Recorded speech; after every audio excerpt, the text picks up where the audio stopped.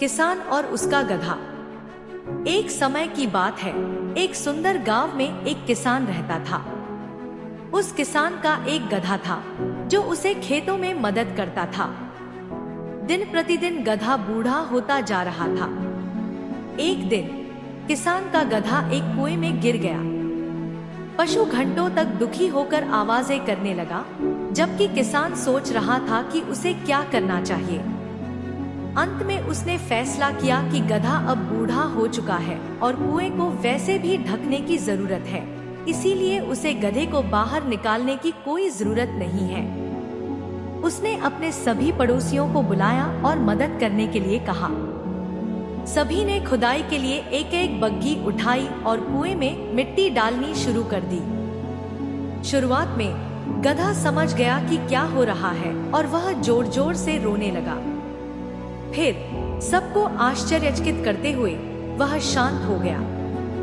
कुछ ही बग्घियों के बाद किसान ने कुएं में झांका और जो देखा वह देखकर हैरान रह गया। मिट्टी की हर बग्घी के साथ गधा कुछ अद्भुत कर रहा था। वह मिट्टी को झाड़ता और एक कदम ऊपर बढ़ता। जैसे जैसे किसान के पड़ोसी और मिट्टी डालते गए, वह उसे झाड़ता और एक कदम ऊपर बढ़ता गया।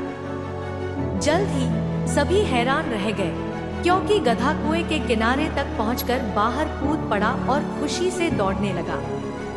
कहानी का नैतिक: जिंदगी हमें मिट्टी डालने वाली होती है, तरह तरह की मिट्टी।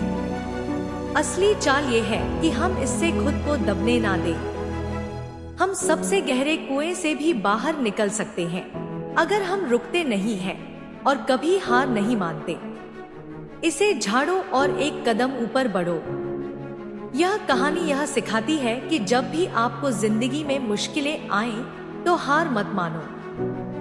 गधे की तरह जो चुनौतियों का सामना करते हुए ऊपर बढ़ता गया, हम भी अपनी कठिनाइयों को अपने फायदे के लिए इस्तेमाल कर सकते हैं। सकारात्मक दृष्टिकोण और चुनौतियों का सही तरीके से सामना करने से हम किसी भी समस्या को पार कर सकते हैं।